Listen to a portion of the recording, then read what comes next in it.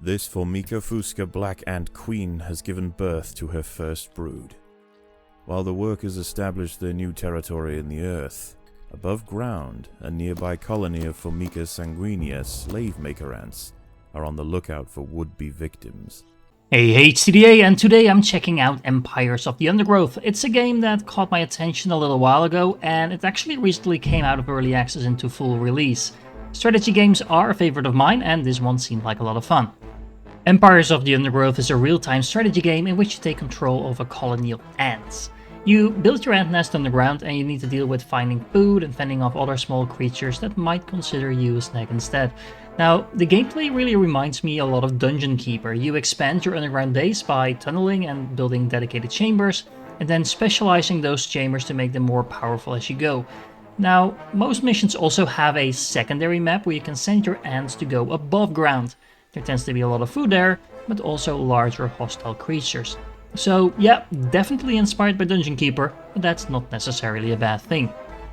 Using an ant colony as your army is an interesting concept and one that actually works pretty well. There's different classes like workers, soldiers, etc. that each can do most basic tasks, but they also have a specialized role in which they excel. So let's say some units are workers, other ones are melee units, and other ones are range units, etc, etc. Typical things you would find in other strategy games as well. Now you can also upgrade these units to make them strong, but you can also opt to just build more of them for more or less the similar cost.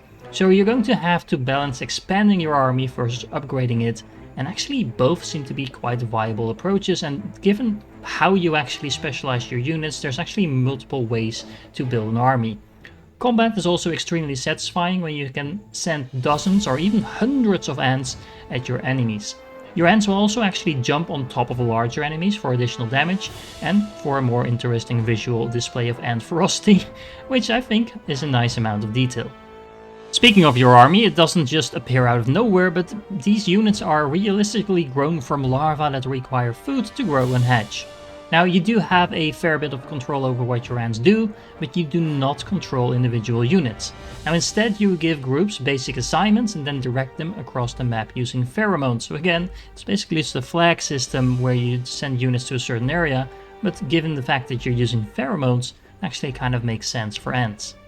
The enemies I've faced so far are actually really diverse as well. Initially it's just larger insects, but soon you'll be facing things like toads and scorpions and pretty much anything that crawls across the ground that might get in the way of an ant. Now, I'm not a huge fan of creepy crawlies in real life, but I never thought I'd be seriously threatened by a bunch of beetles. Anyway, it actually works pretty well, and it's an interesting way to approach an RTS like this. The level structure, it's actually pretty interesting as well. There is kind of like a home base that acts like a roguelike element.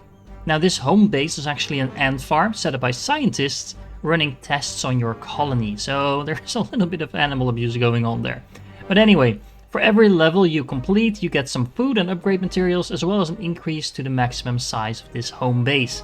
The levels themselves are actually set out in nature and are actually quite varied as well, and come with increasing rewards as you increase the difficulty, so you actually get rewarded for playing on a higher difficulty.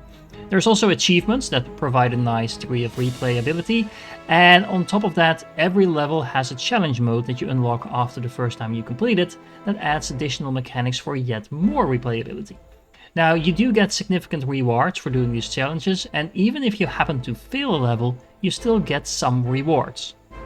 Getting rewarded for when you fail is actually pretty important, because even though the levels themselves aren't all that long, there's actually no way to save or reload during a level.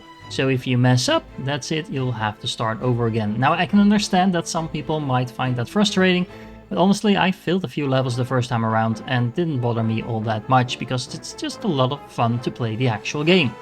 Now, getting those rewards for your home base in order to upgrade them is really important, because there's also special missions where it's basically the scientists that are in control of your ant farm pitching your colony against creatures and later on even deadly machines. It kind of takes a sci-fi route at some point, I believe. Now, I didn't really consider this to be the strongest part of the game, but it does allow you to put your increasingly enormous ant army that's completely upgraded to good use and through some real challenges.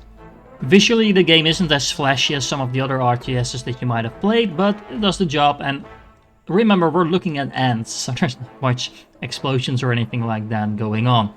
The sound effects themselves are quite fitting for the theme, although I can imagine some people might turn the sound a little bit lower, as the squelching of larvae bursting from their pods is definitely, well, let's say interesting when you're wearing headphones, especially if you're in the middle of your base, and that happens a lot. But honestly, I think it's done, again, pretty well.